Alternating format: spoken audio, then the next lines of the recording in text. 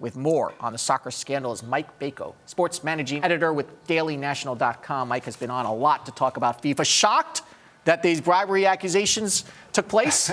I think the person who is shocked should be sent to the insane asylum. I mean, this is bribery, underhanded dealings in soccer, and FIFA in particular are like, corner kicks. I mean, they just happen. They're part of the game. They're part of doing business. This should come as a shock to basically no one. Why did U.S. prosecutors take the charge here, and what are they saying happened? Well, they're taking the charge here because some of these bribes were funneled through U.S. banks. So that's where they come in, and they just saw a litany of these bribes that were going back for close to 2 decades. And when you're talking about that long and you're talking about this much money, $150 million, that's where they wanted to take action. They had an inside guy here, correct? They did. They did have someone from the CONCACAF that gave them... Which is one of the regional confederations. And that's really at the heart of what a lot of these bribes were. It's not necessarily the large scale, who's going to get the World Cup. It was all the regional tournaments, who's playing, who's reffing,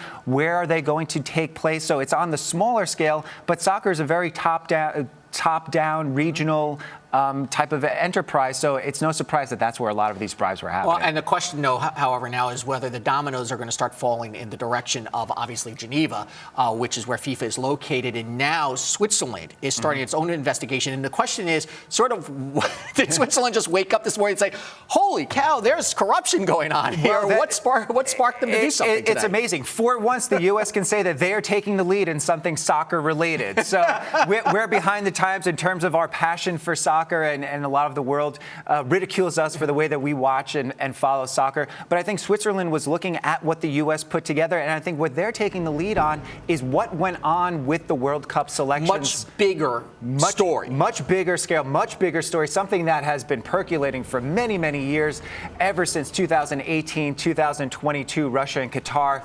Very subject winning of these World Cup sites. FIFA says they have no intention of moving those games. Probably have their hands tied a little bit. Both countries are spending billions to build stadiums there. But what could be the future here? How far will this Switzerland investigation go, and how far up does it go? Well, if it goes to Sepp Blatter, then we're actually talking. This is a guy that has been entrenched in that presidency, ruling with an iron hand, doing basically whatever he wants. He's the dictator of soccer. He's the dictator of soccer, and basically creating an atmosphere where these bribes can go on, creating an atmosphere where under the table dealings are basically standard operating procedures. So if it reaches up to him or people close to him where it could be directly tied to him, I think that's where the dominoes are going to begin to fall.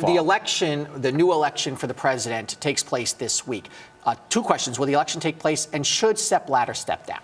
Well, if you ask UEFA, they want the elections to be postponed and see what transpires out of this. Blatter obviously wants to push these ahead. He could obviously have that vote tomorrow and continue with his reign. So I think if it's up to him, he's going to push these through. And I think a lot of people just want to get these elections done and almost push everything else under the table. Ultimately, there's a tremendous amount of money at stake, right? FIFA makes a ton. They make a ton. $150 million in the grand scheme of things is nothing. You would almost imagine that the bribes and the amount would be even larger considering the billions and billions of dollars that are involved. Is there anything that you see so far that is an existential threat to FIFA right now?